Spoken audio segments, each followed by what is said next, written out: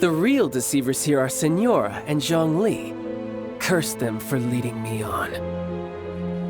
So actually, I think... Stop wasting time, child. There'll be plenty of time to chat once I'm through here. You remember the agreement, Morax. Now, if you would be so kind. The Gnosis, please. What in the world are you talking about? The contract is fulfilled. That which thou seeketh is now bestowed unto thee. For my promise is solid as stone.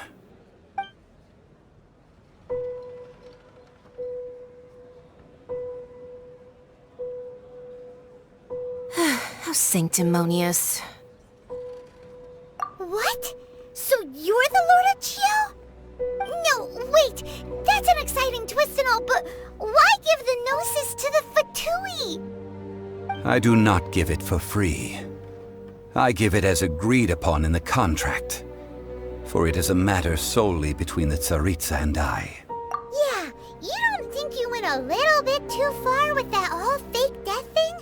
Everyone was preparing the ceremony for you, and splat! This big dragon falls out of the sky, and all of Lyric goes into an uproar. Talk about a disaster.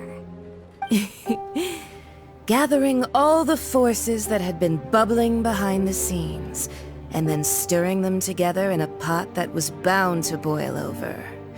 That's what he wanted to see, am I right? Wait, what? Perhaps it's best that I explain. As you know, I've dwelt upon this world for more than 6,000 years. I witnessed the founding of Liyue, together with the Adepti 3,700 years ago. Even boulders that can withstand whirlpools will erode with the passing of time. I kept convincing myself that cracks had not begun to form, and that the end of my time had not yet come.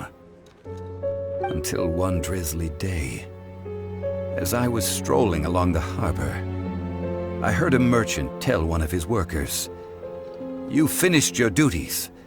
Go ahead and call it a day." I stood motionless among the crowds, asking myself, have I already finished my duties? Oh, Zhongli. But as I began to consider relinquishing my divine role, I soon discovered that many reasons still remained to not hastily depart.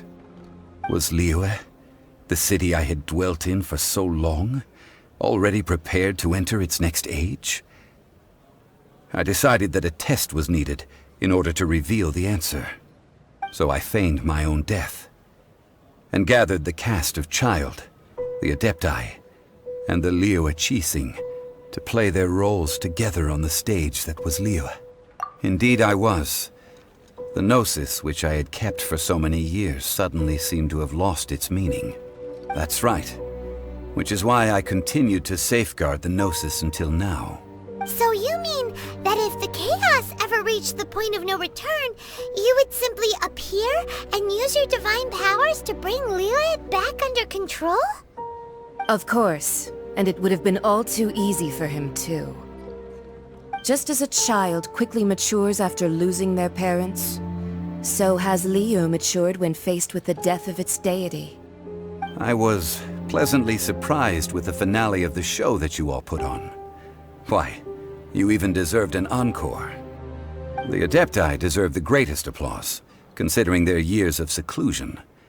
They hardly recognized the city, yet faced with such a crisis, they exerted the greatest amount of restraint. Not only did they manage to cooperate with the Qixing, but in the end, they even tried to understand the heart of the people.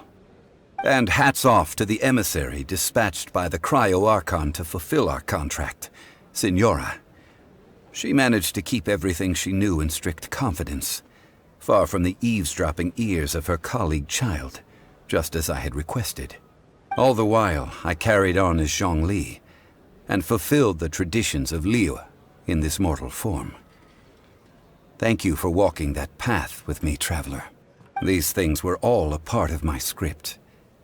The only unforeseen plot twist was the conduct of the Liyue Qixing.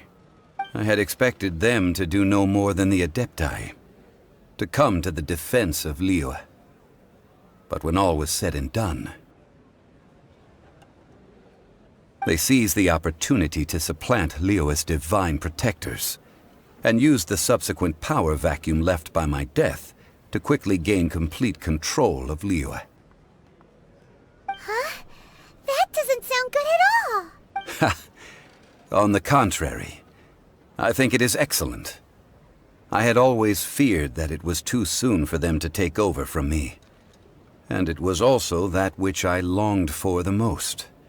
As such, this is the best parting gift anyone could have given this god of old. Hey, what about me? Doesn't anyone feel the least bit of remorse for deceiving me? You've practically kept me in the dark! I think that thanks would be more appropriate. You certainly played no small part in all of this, wreaking havoc and turning the city upside down. The Lord of Geo ought to thank you for your performance, if anything. If you hadn't created the pressure of a battle between mortals, Adepti, and a god, the lump of coal resting in the hands of the Geo Archon, Liyue, would never have been able to become a dazzling diamond of a city. Huh? Just whose side are you on, mocking me like that? Are you itching for a fight? Be that as it may, you've come out of this as the hero of Liyue.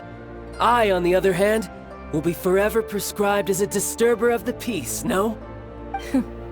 Well then, with the Gnosis in my possession, I have no use for such idle chatter. We should return to Zapoljarny Palace and seek an audience with Her Majesty, the Tsaritsa. Come, child. Fine. I'll meet you there later. I'm not sharing a boat with the likes of you.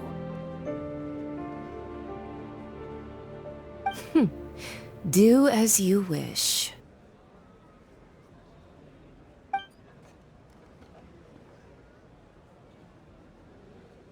Now then, is there anything else you wish to ask me?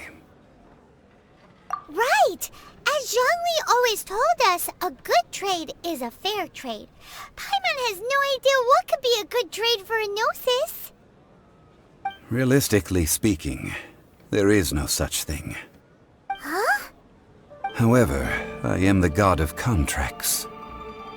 For thousands of years, I have made countless contracts. If the deal was of no benefit, then I certainly would not be inclined to agree to it. My agreement with the Cryo Archon will be the last of my contracts as the Geo Archon. My contract to end all contracts. As for the bargaining chip that the Tsaritsa used to balance the scales, uncover that answer for yourself in your future journeys.